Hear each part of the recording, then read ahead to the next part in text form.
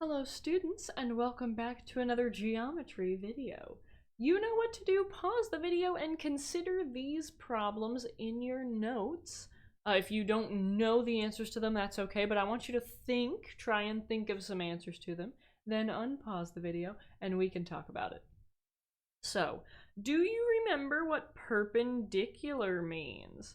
We talked about this in chapter 1, what perpendicular means. We revisited it in chapter 3 in section 3.5 with perpendicular and parallel lines. Do you remember what a bisector is? This is from chapter 1. So perpendicular, and this is the sign for perpendicular, it means that we are intersecting at a perfect 90-degree angle. So that's what perpendicular means. A bisector means that I'm taking a segment, something like that, and I am cutting it perfectly in half, right at its midpoint. A bisector means that I am intersecting a segment at its midpoint. So now, what do you think a perpendicular bisector is? Could it be as simple as putting those two things together?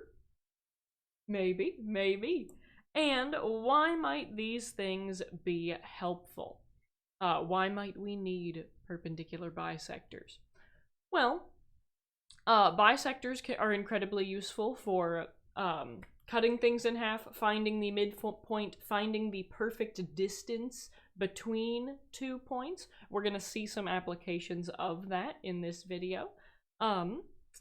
And yes, perpendicular, of course, we see that walls and floors are perpendicular. Much of the world around us is built to be perpendicular so that we can be as sturdy as possible. So, although I'd be curious to see what you wrote down for why these might be helpful. But let's jump right into what we have for today. We are starting chapter 6 in this video. So we are going to be talking all about perpendicular and angle bisectors. You'll remember we learned about angle bisectors in chapter 1 as well. So that is just like what we talked about in chapter 1, and we'll review that. So our learning target is that you know the properties of perpendicular and angle bisectors. What properties do these hold? What does it mean if I have a perpendicular bisector? What else do I know? If I have an angle bisector, what else do I know? What are the properties of perpendicular and angle bisectors? And the success criteria is that you can use perpendicular and angle bisectors to solve problems. So if you know their properties, you're going to be able to use those properties, use perpendicular and angle bisectors to solve problems. So, without further ado, what is a perpendicular bisector? So, we have a line that is perpendicular, hence why it's called a perpendicular bisector. So we will always have that red box. And remember, that red box is really on both sides. It's not just on one side, it's on both, because any straight line or straight segment has 180 degrees in it. So if one side is 90, 180 minus 90 is 90, so the other side will always be 90. And notice that we are perpendicular to the segment at its midpoint. That is what it means to be a bisector, is to intersect a segment at its midpoint. So, because we are perpendicular at its midpoint, that means that we are a perpendicular bisector. And of course, these red lines show us that M is the midpoint, because what it means to be a midpoint is that I am the same distance away from either endpoint. So, these congruent tick marks tell me that M is the same distance from P as it is from Q, and that's what it means to be a midpoint. Wonderful, so that's what a perpendicular bisector is. Now let's learn some properties of them. So I'm going to zoom in on this first theorem here. Also, it's good to note a perpendicular bisector could be anything. It can be a segment, a ray, a line, a plane, anything your heart desires. Can't be a point, though, because, you know, then we don't actually have anything cutting the segment in half. All right, so our first theorem is called the perpendicular bisector theorem, and it says, in a plane, so imagine that, like, this is on a sheet of paper, basically. We're in 2 dimensions here. In a plane, if a point lies on the perpendicular bisector of a segment. So notice C, and let's color code this. CP is the perpendicular bisector, and C is a point that lies on it. A point that lies on the perpendicular bisector would be C. Then, if that is the case, then it is equidistant. What does equidistant mean? Well, equidistant, this means we have equal distance, or the same distance between 2 places. So it is equidistant from the endpoints of the segment. So this means that we can add tick marks to these blue sides. And you'll see they say it in nicer words down here. If, that should say, line CP is the perpendicular, remember this means perpendicular, is the perpendicular bisector of AB, then CA equals CB. And that is the length of CA equals the length of CB. So anytime, if you have a perpendicular bisector, if you know that this purple line is a perpendicular bisector, then the distance from the end point to the point, to any point on my perpendicular bisector must be the same. So CA is equal to CB. If we could pick another point on this perpendicular bisector, and guess what? These segments are also going to be congruent, because this is a point on the perpendicular bisector. And if a point lies on the perpendicular bisector, then it's equidistant from the endpoints. So no matter what point on this perpendicular bisector you choose, doesn't matter. Doesn't matter if it's down here. Doesn't matter. It will be the same distance away. And, fun fact, we could actually prove that using the side angle side congruence theorem.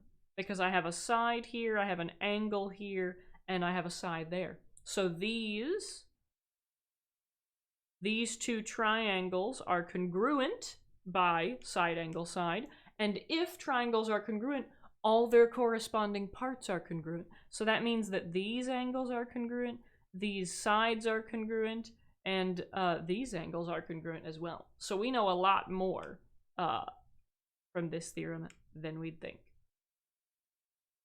Okay, alrighty, let's move on to the next theorem, which is the converse.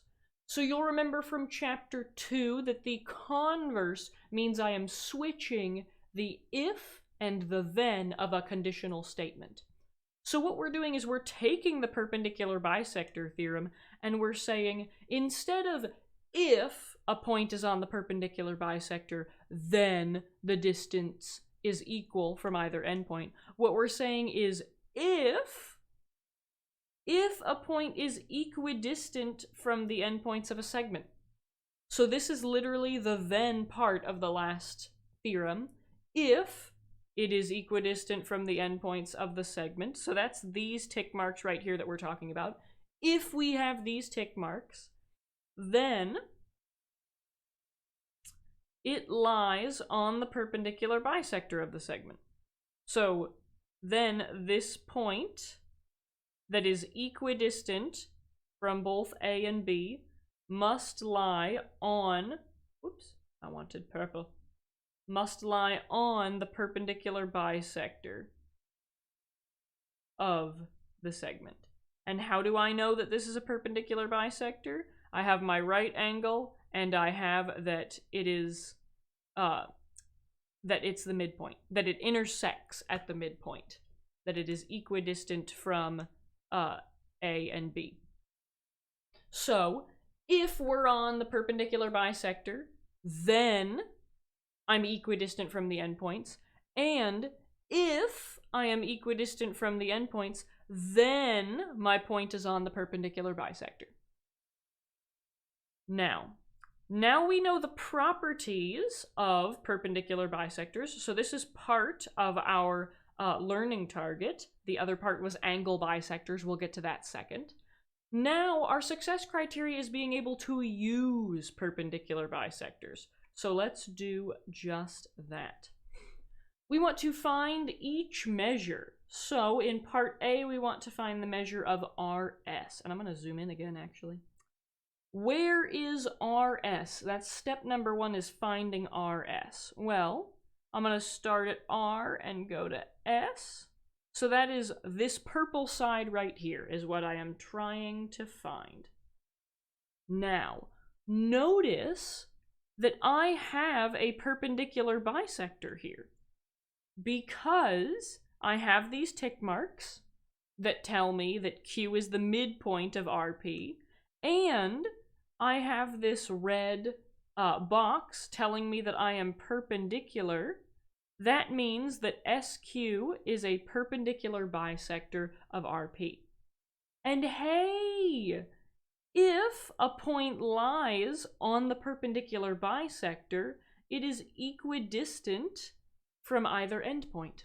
So, I know that RS must be the same distance away, that S must be the same distance away from R as it is from P. So, if SP is 6.8, RS must be 6.8. They didn't give us any units, so we don't need to have any units. And there we go. We're done. Okay, let's try another one. Let's try the second one. EG. So remember, first step is where is EG? I'm going to start at E and go to G. So I want to know this entire side, the entire segment. Now, I'm told that EH and GH are the same. They are both 24. So I can put some tick marks here because they're the same distance away from H. And wait a minute, if a point is equidistant from either endpoint, that means that it lies on the perpendicular bisector. That's the converse of the perpendicular bisector theorem. So that means that HF is a perpendicular bisector, and if it bisects, it means that it cuts this segment into 2 equal pieces.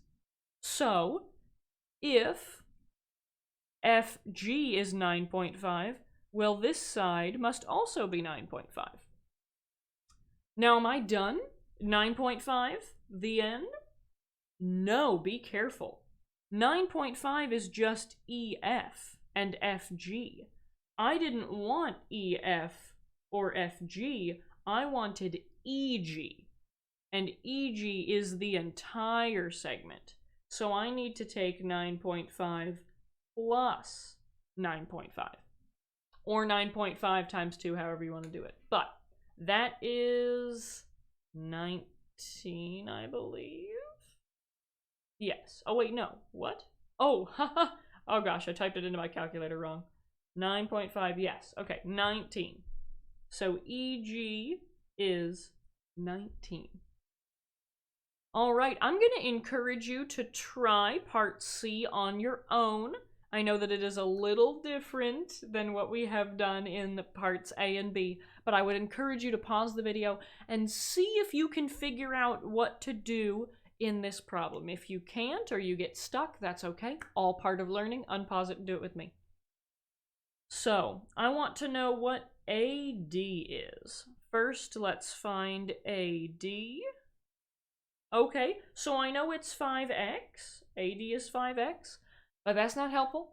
Big ideas won't take that. If you put it into your homework, we need a number, which means that I need to know what x is. I need to find x so that I can plug it in here and find what AD is. So, what else can I notice from this picture?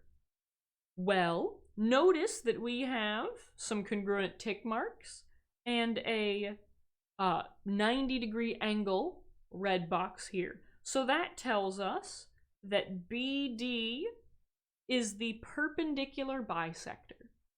And hey, we have a theorem that tells us if a point lies on the perpendicular bisector, it is equidistant from either endpoint.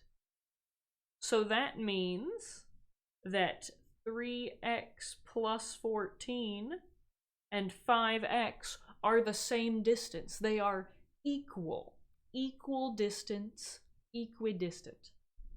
So now I can solve this for x. So I'm going to subtract 3x from both sides. Get this to go away. We have 14 equals 5 minus 3 is 2. And let's see, 2 times x, the opposite of multiplying is dividing. And 14 divided by 2 is 7. So x equals 7. Are we done? Is that it? X equals 7, moving on? Wait a minute. The problem asked what is AD. So we still need to plug x back in. And we get 5 times 7, which is 35. So AD is 35. There we go. Wonderful. All right, it is time. Oh, it's time to check our answer, check our solution. RS is 6.8, EG is 19, and AD x equals 7, so we get 35. Booyah! That's also what we got. Now it's time for a real-world example of these perpendicular bisectors. So the question is there enough information in this diagram to conclude that point N lies on the perpendicular bisector? Well, let's see what we got going on here. I'm going to do this in purple. That'll stand out the most. Yeah. Okay, so we have tick marks here. We have a tick mark between KL and LM.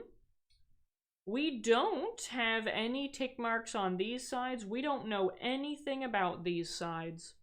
Total question mark there. Don't know anything. And I don't have a right angle.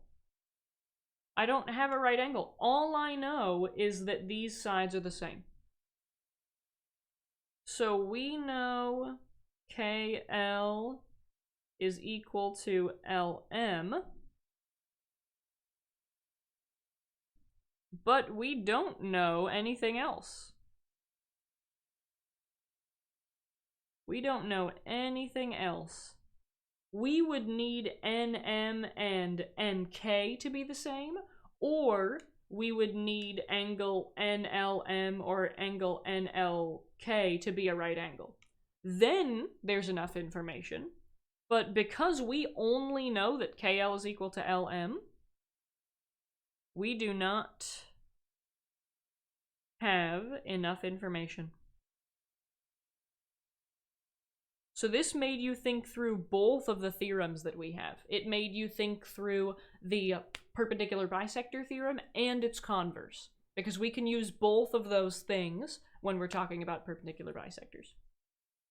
Check our answer. KL is LM, so LN is a segment bisector, but we don't know if it's perpendicular. So you cannot conclude. That's what we said. Bada bing, bada boom. Moving on. Now let's talk about angle bisectors. And these theorems are very, very similar to the perpendicular bisector theorems we talked about. So we're going to go just a tiny bit faster through this portion of the video. An angle bisector, hopefully you remember this from chapter 1. If you don't, it might be worth revisiting that video from chapter 1. And you know what? I can put a link to that in the description. So an angle bisector is a ray that divides an angle into two congruent angles, or two congruent pieces. So in this example, YW is a bisector. It bisects the blue angle so that we get these two green angles that are exactly the same. So, and let me do that in, no, I'll do that in purple. X, W, Y, this angle, and Y, W, Y, Z is congruent. These angles are congruent. So it cuts it in half. Two equal pieces. Okay, and some theorems. Check it out. We have the angle bisector theorem and the converse. Very, very similar to our other theorems. So let me zoom in and let's talk about this. If a point lies on the bisector of an angle, so here we can tell that AD is a bisector of this angle because of these two tick marks. This tells us that AD is a bisector, an angle bisector. So if a point lies on the bisector of an angle, they're talking about point D, then it is equidistant from the two sides. So if AD bisects angle BAC, oh, and so when we say equidistant from the side of the angle, what is the quickest way to get to this side, right? If I say, oh, to get to the side is like, I'll take this distance, well then, you know, we need to have some metric for defining the distance between a side. And the shortest distance between 2 points is a straight line. And in this case, it is a perpendicular straight line. So when we say it is equidistant from the two sides of the angle, you need to have these right angles here. Then we can put tick marks on BD and DC. There you go. And the converse, of course, is just switching the if and the then from the angle bisector theorem. So, if a point is in the interior of an angle, that's important. We can't have it out here. We can't have it over here. We're not talking about that. If it's on the interior of an angle and it is equidistant from the two sides of the angle, so if we have all of this information here, then it lies on the bisector of the angle. So if I have the green information, I can say these red angle. I can say that these angles are the same. I know that it lies on the angle bisector. So, and this puts it in different words as well, if you like the more math speak terms of words. So, let's jump into some examples with the angle bisector theorem. Let's use these properties. We know the properties. So our learning target is almost complete. We're going to make sure that we know our learning target by trying some problems to make sure that we know our success criteria. So find the measure, or find each measure. Measure of angle GFJ. Well, where is GFJ? GFJ. Okay, so this is the angle that we are looking for. Now, let me just take inventory of the information that I have right now. I see that GJ and HJ are both 7, and they're both perpendicular to the sides of this angle. Hey, wait a minute. I know that if I have that green information, that means that the angles are congruent. This is the converse of the angle bisector theorem. So, if I have this blue information, if I have that the sides are the same and they meet at right angles, that means that we're on the the angle bisector. So that means that these angles are the same. And if this one is 42, this one has to be 42. So measure of angle GFJ is 42 degrees. Ta-da! All right, next, pause the video, see if you can try part B on your own, and then unpause it and we'll do it together.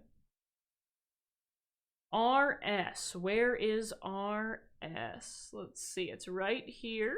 So this is what we're looking for, is this distance.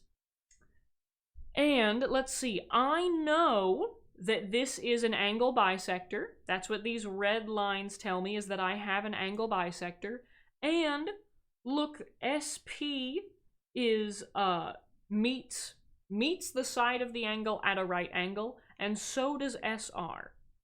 So because they both meet at a right angle, and I have an angle bisector, that means that SP and SR have to be the same. So we have 5x equals 6x minus 5. They are the same. They are equidistant.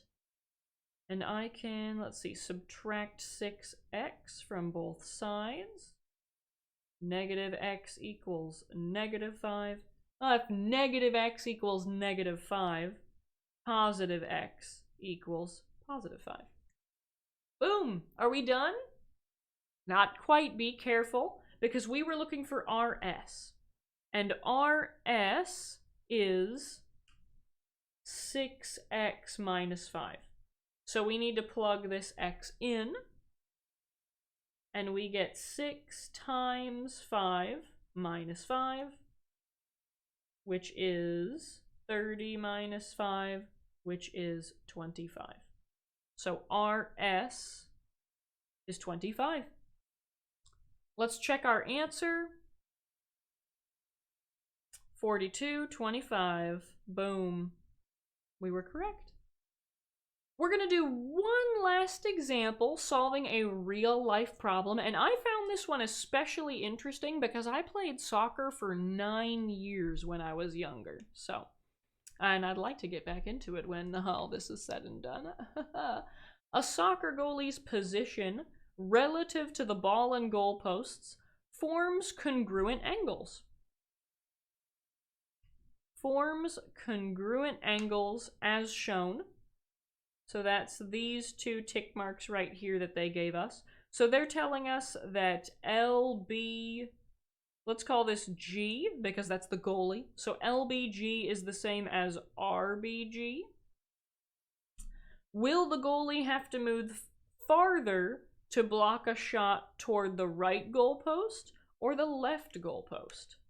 Ooh, this is a very good question, right? Does he have a better chance of saving? Like if it goes to the left, is he farther from the left? Will that be a harder save to make?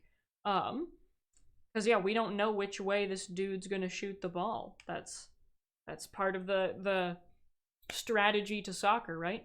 So let's think back to our theorems about angle bisectors, because that's what this is. BG is an angle bisector because we have these red tick marks, because we know these angles are the same. And if I have an angle bisector, if a point, or my goalie, lies on the angle bisector, then the distance between each of the sides is the same. Well, and if the distance is the same, the goalie will have to move the same distance. The same distance to save either shot. So this is something that goalies could think about. Obviously they can't bust out a protractor, but they can think, you know, relative to the striker, where am I in relation to the goalposts? Am I in between the goalposts relative to the striker, or am I off to one side? Because if you can move the same distance to save either shot, you probably have a better chance of saving any shot that comes towards your net. Let's check and make sure that we were right. Congruent angles tell you that the goalie is on the bisector. So by the angle bisector theorem, the goalie is equidistant. Goalie must move the same distance to block either shot. Ta-da! Okay. That is all I have for you today. Perpendicular and angle bisectors. You know what time it is. It's time to rate your understanding of the learning target and the success criteria. Oh, whoops. There should be a 3 here. So 1 is, I am very sad. I don't know what's going on. I need help. I need to ask questions. A 2 is, I maybe could try something. I'm not feeling too confident. And you are ready to start the homework. And if you're a 3, you're also ready to start the homework, but you can even take it a step further and you can help your classmates, you can help your friends, you can teach your parents about what you've learned. Here are some practice problems that you can do to practice the skills that you have learned in this video. There are a lot of them, and if you can do every single one of them, it shows that you truly understand what we learned in this video. Of course, your teacher's probably not going to assign all these questions. That's like 16 questions or something like that. So do the teacher that your homework assigns. Do the homework that your teacher assigns, not just these problems. And of course, let's end our video with a launch, shall we? Today's launch comes from Winston Churchill, and he says, "Success is not final. Failure is not fatal. It is the courage to continue that counts." So let's break down each part of that. Success is not final. That means when you succeed, it's not over. Just because you succeeded or you got what you wanted, it's not over. You still need to maintain whatever it is that you did, whatever you accomplished, whatever that success is, you need to maintain it. It's not final. Failure is not fatal. Just because you fail doesn't mean that you're going to die. That's what fatal means. So just because you failed, it's not the end of the world. You can try again. You've got your whole life to try again. So failure is not fatal. It's the courage to continue. So in both of these situations, success is not final. You need to continue. Failure is not fatal. You can continue and keep trying to reach your goal. It is the courage to continue that counts. So if whether you want to maintain your success or whether you want to stop failing, you need to have the courage to continue. So that is my launch for you today. Take it with you as you go throughout your day. Have a wonderful rest of your day, and thanks for being here. Thanks for watching. Bye.